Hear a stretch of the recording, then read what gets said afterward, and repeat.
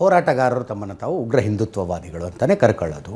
ಅವ್ರದ್ದೊಂದು ಆಗ್ರಹ ಇದೆ ರೀ, ಹಿಂದೂ ದೇವಸ್ಥಾನಗಳು ಯಾಕೆ ಜೈನರ ಹಿಡಿತದಲ್ಲಿರಬೇಕು ಅಂತ. ಸಂವಿಧಾನನೇ ಹೇಳುತ್ತಪ್ಪ, ಹಿಂದೂಗಳ ಬೇರೆ, ಜೈನರು ಬೇರೆ, ಜೈನದೊಂದು ಪ್ರತ್ಯೇಕ ಧರ್ಮ ಅಂತ ಸಂವಿಧಾನ ಹೇಳ್ತಿರುವಾಗ ಅವ್ರು ಯಾಕೆ ನಡೆಸ್ಬೇಕು ಅಂತಾರೆ ಅವರು.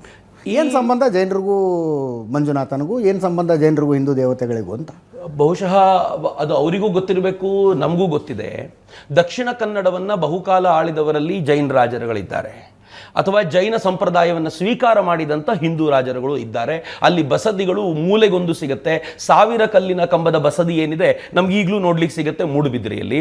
ಇದು ಅತ್ಯಂತ ಪುರಾತನ ಕಾಲದಲ್ಲಿಯೇ ತಮ್ಮ ಮನೆಯನ್ನು ಬಿಟ್ಟು, ಆ ಕಥೆಯ ಬಹಳ ಸುಂದರವಾಗಿದೆ, ತಮ್ಮ ಮನೆಯಲ್ಲಿದ್ದ ಈಗಿನ ವೀರೇಂದ್ರ ಹೆಗಡೆಯವರ ಪೂರ್ವಜರು ಯಾರಿದ್ರಲ್ಲ ಅವರಿದ್ದ ಮನೆ ಗುತ್ತನ್ನ ದೈವಗಳು ಬಂದು ಕೇಳ್ಕೊಳ್ತವೆ, ನಮ್ಗೆ ಈ ಗುತ್ತನ್ನು ಬಿಟ್ಕೊಡ್ಬೇಕು ಅಂತ ಕೇಳ್ಕೊಂಡಾಗ ಆ ದೈವಗಳು ಗುತ್ತನ್ನು ತೆಗೆದುಕೊಂಡು ಇವರಿಗಿಂತ ಜಾಗಕ್ಕೆ ಹೋಗಿ ಅಂತ ಕಳಿಸ್ಕೊಟ್ಟು ಈ ದೇವಸ್ಥಾನ ಅವ್ರ ತೆಕ್ಕೆಗೆ ಬರೋದು. ಇದು ತೆಕ್ಕೆಗೆ ಬಂದ ನಂತರ ಎಷ್ಟು ಚೆನ್ನಾಗಿದೆ ನೋಡಿ, ನಂಗೆ ನಿಜಕ್ಕೂ ಹೆಮ್ಮೆ ಅನ್ಸುತ್ತೆ ಆ ದೇವಸ್ಥಾನಕ್ಕೆ ಹೋಗ್ಬೇಕಾದಾಗ. ಅದು ಹಿಂದೂಗಳ ದೇವಸ್ಥಾನ, ಶೈವರ ದೇವಸ್ಥಾನ. ಅದು ಆ ಶೈವರ ದೇವಸ್ಥಾನವನ್ನ ಆಗಿನ ಕಾಲದಲ್ಲೇ ಇವರ ಹಿರಿಯರು ಅದನ್ನ ಪಡ್ಕೊಂಡಿದ್ರು. ಅದನ್ನ ಅವ್ರು ಪೂಜೆ ಮಾಡ್ತಿರುವಾಗ ಒಂದ್ಸಲ ಅಲ್ಲಿ ಮಧ್ವಯತಿಗಳು ಬಂದು ಅವ್ರು ಹೇಳಿದ್ರು, ಇಲ್ಲಿ ಪೂಜೆ ವ್ಯವಸ್ಥಿತವಾಗಿ ಸರಿಯಾಗಿ ನಡೀತಿಲ್ಲ, ನಾನೊಂದು ಒಂದು ವ್ಯವಸ್ಥೆನ ಹೇಳ್ಕೊಡ್ತೀನಿ ಅಂತ ತಮ್ಮದ್ದೇ ಶಿಷ್ಯರನ್ನ ಕರ್ಕೊಂಡು ಬಂದಲ್ಲಿ ಪೂಜೆಗೆ ವ್ಯವಸ್ಥೆ ಮಾಡಿದ್ರು.